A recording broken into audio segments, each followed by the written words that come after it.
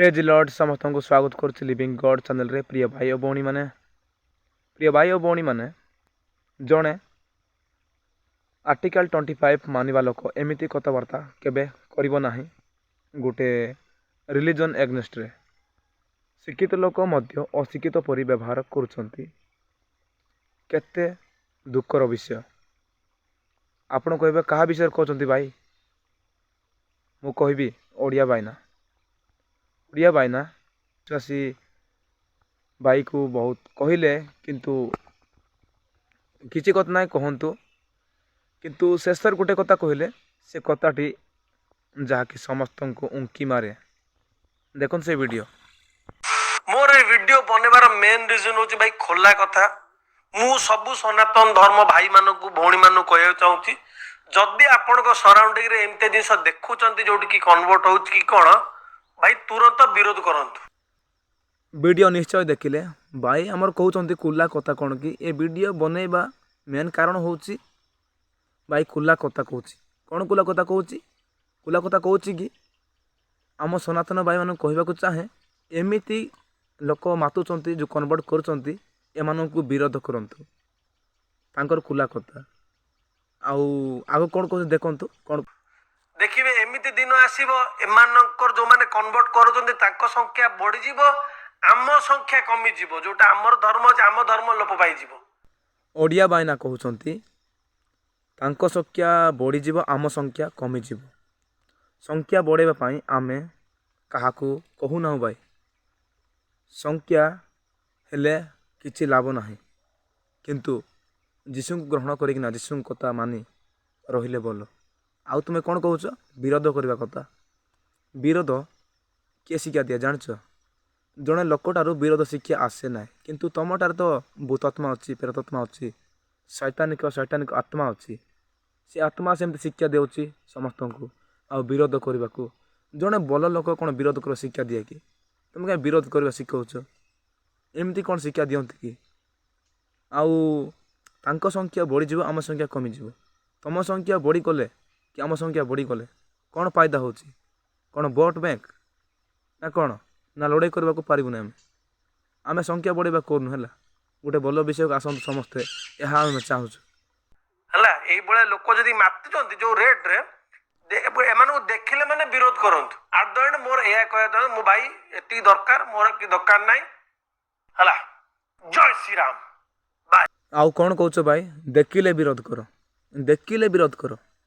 यह कौन तुम शास्त्र शिक्षा दिए कि देखिले विरोध करो? देखिले विरोध करवा कौन एटा? जो लोक माने आर्टिकल 25 जानती ना से माने ही जड़े लोक को जानती ना देखिले विरोध करती।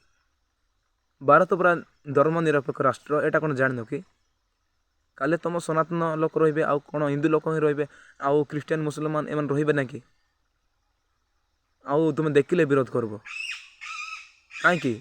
यही भारत देश कौन तुम अजार ना कार ताको देखिले विरोध करब? आमे तुमको विरोध करनु भाई जहाँ सत्य ताहा कहूँ। आत्मिक विषय तो बुझापी किसी ज्ञान ना आउ आपण कौन बुझे? आत्मिक विषय तो किसी ज्ञान ना बुझापी। सांसारिक विषय कहवाक बड़ बड़ कथा कहवाक बहुत ज्ञान अच्छी। आत्मिक विषय टी बुझते भल होता। आत्मिक विषय तो बुझाक ज्ञान ना आउ कहूच देखिले विरोध कर। से मैंने कौन तुम खाऊँ कौन कर तुम किसी तो करना ना इतने तुम कहीं एमती विरोध करो एमती कह कौन? तुम्हें यही 2 लक्ष बा केते लक्ष अच्छा तुम ऑडियंस में तुम कौन शिखाऊच? शिखे कौन आगे बढ़ेच? तुम ऑडियंस मान को कौन शिखाऊच? कौन से आगे बढ़े साहाଯ୍य कर? आमे साहाଯ୍य करुँ समस्त को भल विषय नापी भल आड़ को नापी साहाଯ୍य कर भाई। पार्टी देती भल कथबार्ता करने एमती जन लोग एग्नेस्ट कथबार्ता हाँपाई देनी है। समस्त भल रास्ता दियो भाई। पैसा दे साहाଯ୍य करिबो ना किंतु कतार हेले तो साहाଯ୍य कर। आउ कौन शिखाऊच? देखिले विरोध कर। विरोध कर किए शिक्षा दे तुमको?